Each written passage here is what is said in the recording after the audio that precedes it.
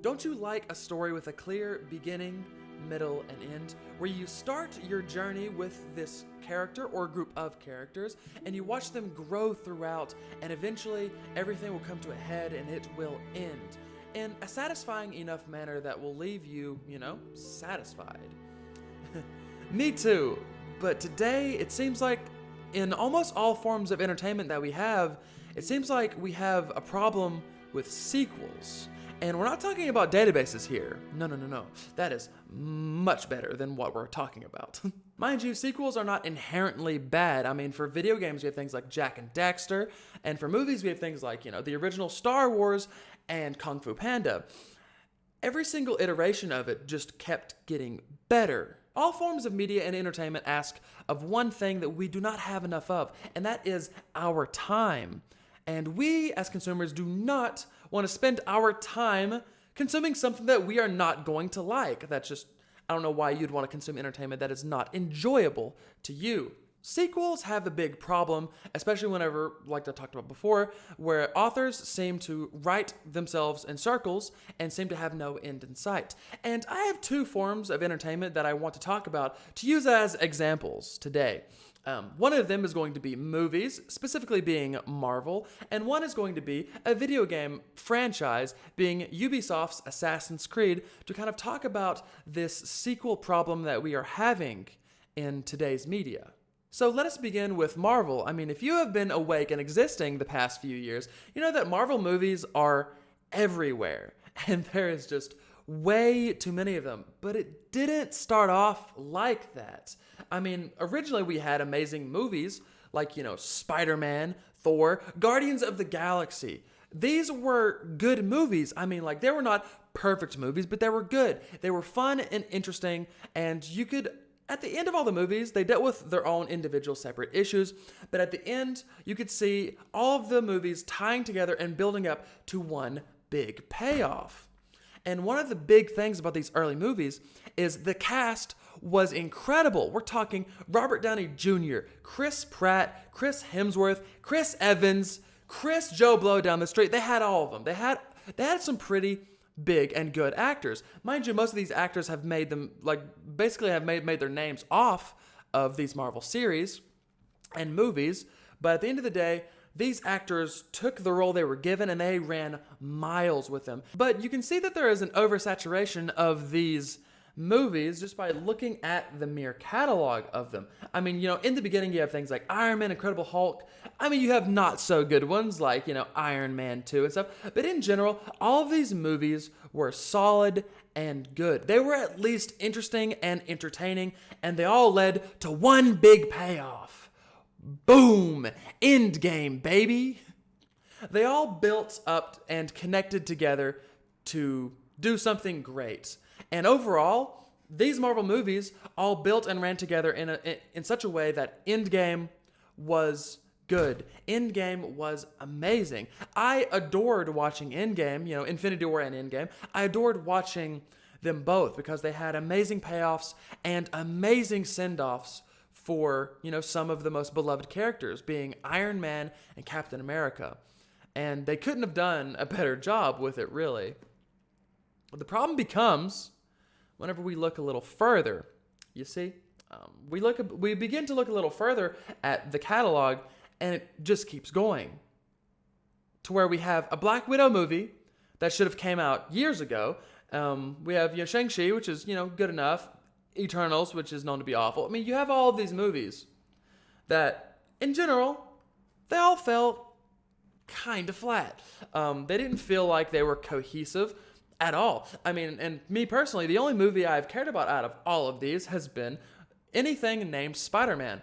And I'm not really invested in any of the other characters or sequels because, I mean, what are they even doing?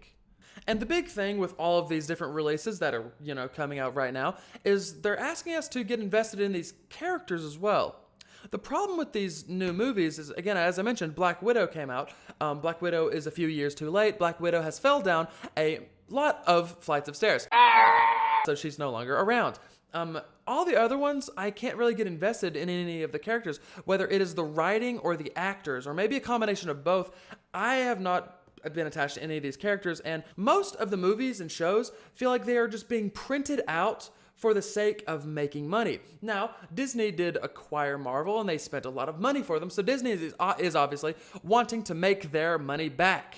The problem is when you try to just make shows to make shows or make games to make games, not tell a cohesive story, you start running into the Marvel problem, to where you have all these different characters dealing with their own individual issues that don't seem like they're leading up to much of anything. And not to ramble too much, kind of to hit home on what I want to say, is Marvel is asking you to watch these 2.5-hour long movies, and a lot of them.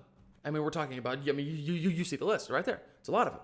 There's a lot of movies that they're asking you to sit down and watch, and that is a lot of our time. Most of these movies are not interesting, and they do not have the interconnectivity that the old Marvel movies had. Again, all the issues that we saw in the previous, let's say, phases 1 to 3, they seemed disconnected at first, but eventually they started to come together and knit themselves together to become one big issue, being Thanos.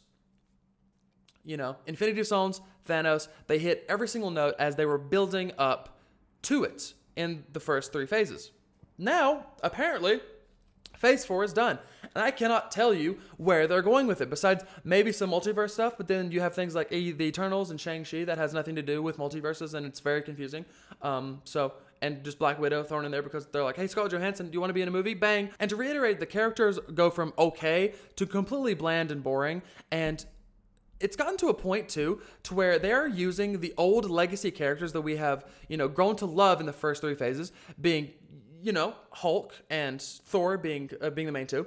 They're kind of using them as weird stepping stones. Even Doctor Strange, to an extent, has been used as a weird stepping stone to introduce some of these other characters into the movies and into the world, and they're not doing it gracefully because they're kind of just stepping on their own characters that they created in the past phases to kind of push out these other ones that I don't like. Not to mention, imagine introducing a new fan who has not started any of the Marvel movies and being like, I want to get into all of the Marvel movies. Where do I start? I mean, like, you're going to definitely be them. Okay, watch phases 1 to 3. But would you honestly want to tell them to get into any of the new movies? Would you tell them to stop after Infinity War? Because I would. Or actually Endgame. Would you tell them to stop after Endgame? I would. Because I will tell them, once you get to Endgame, it ends there. Do not go anymore unless you want to watch anything named Spider-Man, because Spider-Man is great. Those movies are, good, okay enough. I'm also scratching my neck off. But I mean, really look at what you're telling them to get into. I mean, there are so many movies, and you're honestly like going to tell them that when you get down to here, it's going to get better. No, it's only going to get worse. And again, the only movies coming out that seem like it's going to be worth anything is maybe Ant-Man and Wasp and possibly Guardians of the Galaxy. But we saw how Thor, Love and Thunder. So I'm not really sure and confident that they can do anything worthwhile there, especially with how they've just been stepping over their own characters. Kind of rude for, actors and characters who have been around for a very long time that you built up. It's not seeming like it's going to slow down anytime soon. I mean, you saw the entire list. They're just going to keep printing these out, along, adding in TV shows. The TV shows are now canon, and people saying like, hey, you have to go watch the TV shows now. There are even more of the TV shows. It's just such a time sink that you're asking someone to basically spend, a few, weeks to a month of their life, months, plural, because if they work, they have to deal with a job and life and friends and family. They don't want to, be trapped in their basement all day. You're asking them to spend, like a lot of their time trying to get, through this story and try to see where it's going, and it's just not interesting enough. And the way the writing's going, I mean, it just seems so apparent that Disney is really only doing this to make that money back, like I mentioned. So it kind of just seems like soulless writing for soulless characters for ideas that are going nowhere. That brings me into my second point. Video games. I mentioned Assassin's Creed, and we're going to start on Assassin's Creed now. Stop. I don't look different, you look different. But I was editing this part, and I realized that I was rambling a lot on this Assassin's Creed section. So I'm going to try to condense my thoughts and hopefully not ramble nearly as much. I'm not going to succeed, but I will try. Like Marvel, Assassin's Creed had an incredible introduction to the beginning of their series.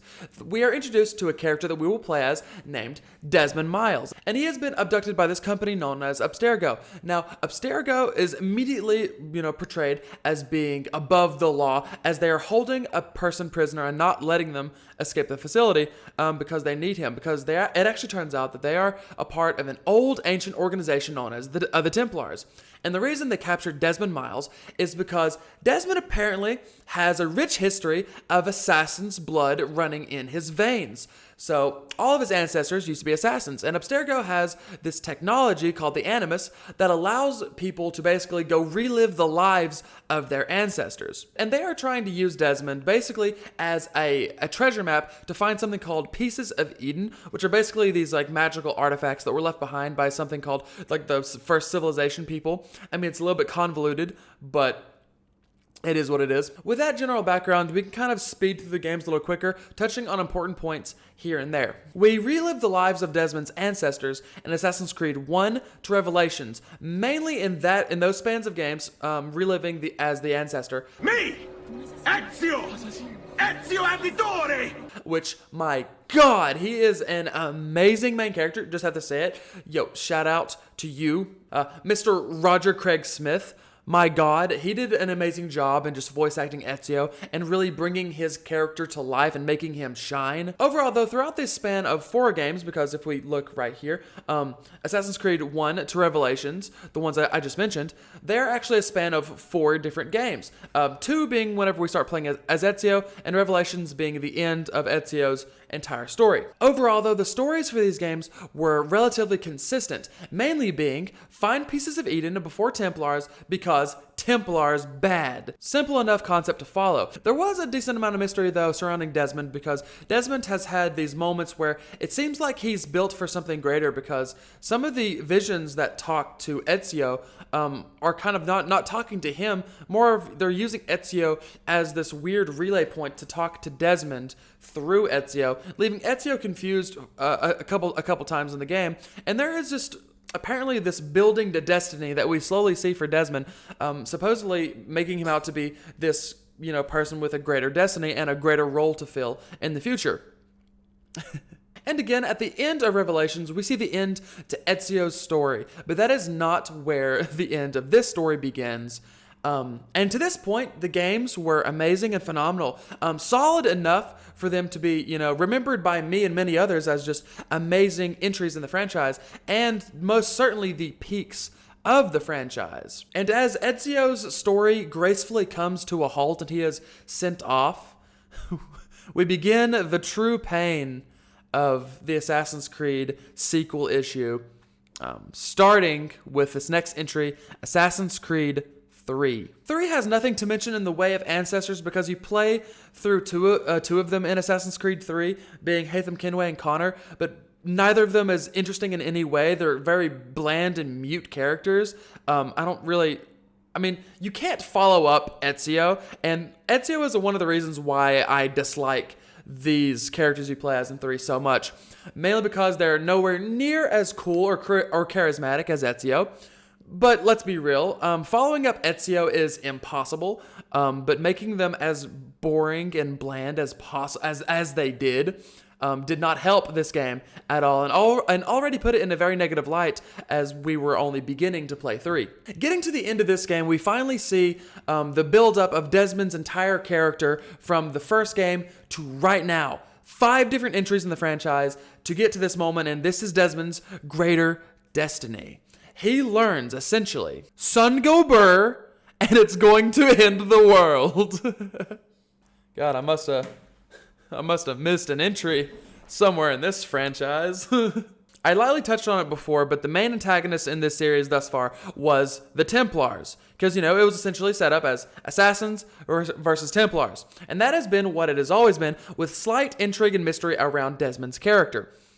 But it coming to a head like this, that this is Desmond's greater destiny, confuses me, because he is essentially offered one of 2 options. Get these options because they're very cool. We like these options. The options that Desmond is offered is to either save himself and a small sect of people and essentially restart the cycle all over again from square one. Essentially, whenever he dies, people are going to revere him in such a way that he will essentially become the beginning to the Templar Order, and the cycle will continue and restart and keep spinning. And we don't want that. That sucks. Or get this, the second option could be even better. Desmond has the second choice of dying and releasing this first Civ lady who we almost know nothing about other than the little exposition dump we were given 5 seconds before being offered this choice, even though we're not offered the choice, he was offered it. So take it as you wish. But that choice being that Desmond can basically die to release this lady, and this lady can cast the shield spell over an entire planet. And Desmond being the main player character and the focus for 5 games makes the big brain decision. What does he decide to do? He is going to die. He chooses to die. Instead of playing the big brain main character thing of, no, there is a third obscure option, he decides to just, no, I'm going to play right into your hands and I'm just going to die. Leading us to see over 5 games, we saw Desmond being built up into someone with a greater destiny, and his greater destiny ended up being him just dying to stop Sun from going burr. So that's cool. Love that I spent so many hours on this game franchise. Instead of sending Desmond's character off in a satisfying way, a character that we have been around for 5 games now, instead they decide to kill him and throw the series into this infinite loop of printing out these pointless sequels that have nothing to do with where the games originally started. And it's become very apparent here that they only want to use the Assassin's Creed series to print out, games with the logo Assassin's Creed on it indefinitely. Which is why all the entries from Black Flag to Syndicate almost tell no cohesive story whatsoever and only exist in their little small bubbles.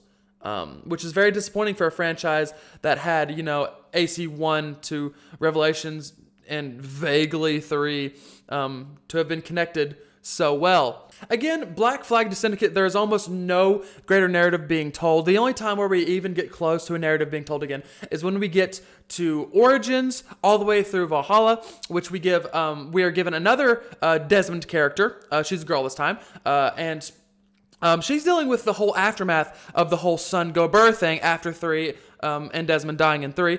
She's trying to basically work with, some people from the old games and some other people to try and resolve the Sun going burr and save the world, essentially. Where in Valhalla, they essentially kill her too.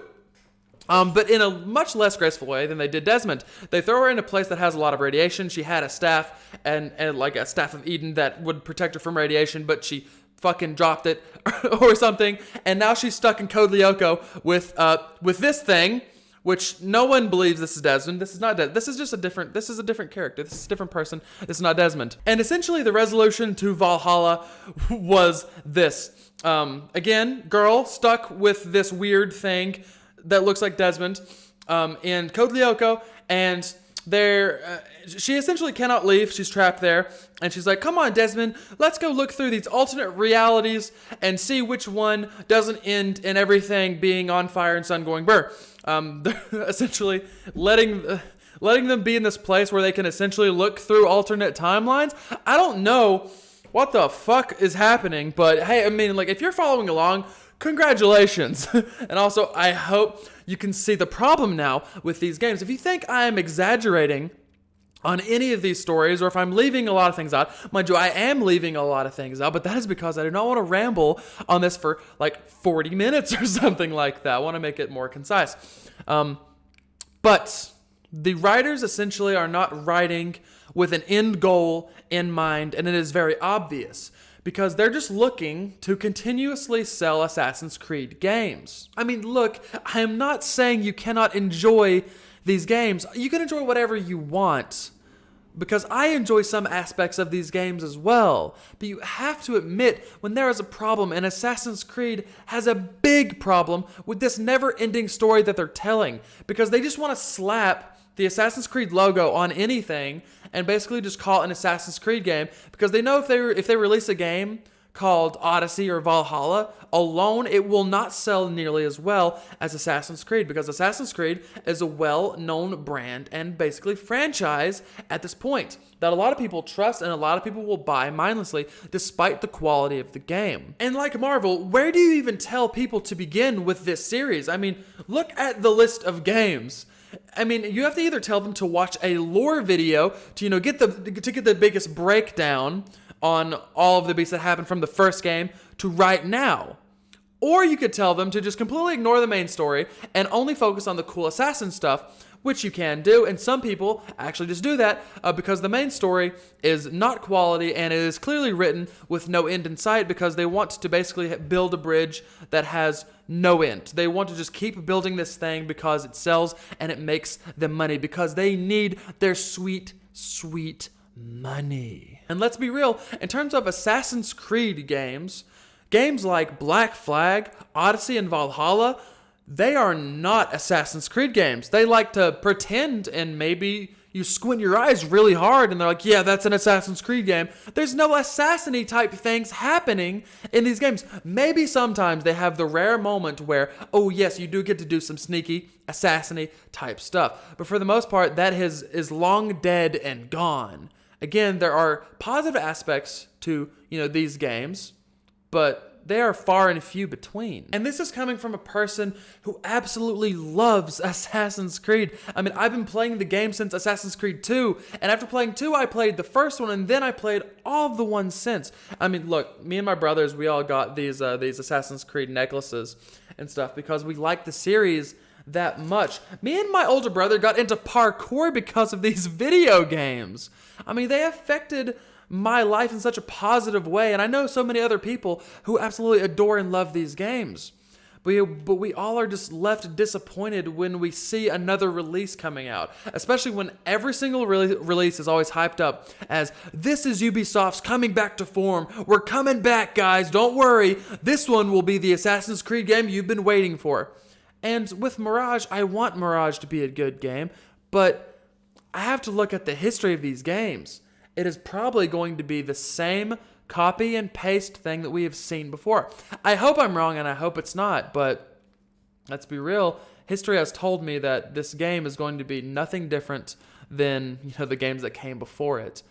And, I mean, it allows me to truly reflect, though, and really realize that the peak of the series was the first Assassin's Creed games, mainly being the Ezio trilogy. And unfortunately, these games don't seem like they're going to slow down anytime soon because, again, this makes Ubi shit a lot of money. And they're just going to keep making sequel after sequel after sequel. And this happens with a lot of Ubisoft's IPs, where they built up a solid, recognizable game that had, left an impression on a lot of players.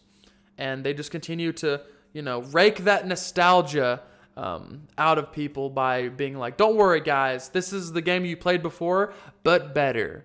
And every single time, people fall for it.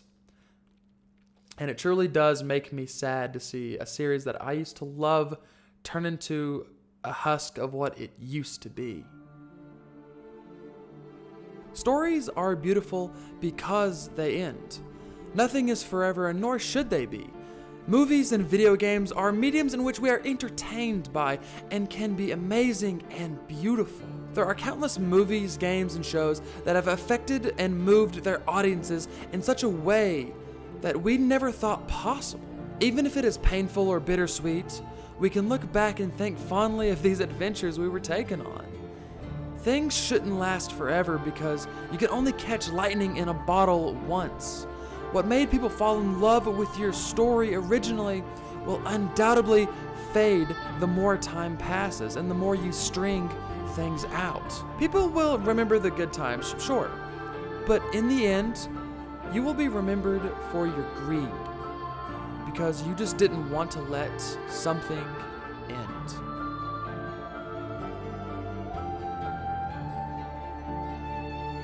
I do hope you enjoyed watching the video. Subscribe to subscribe and like so I do not break into your house and pet your cat.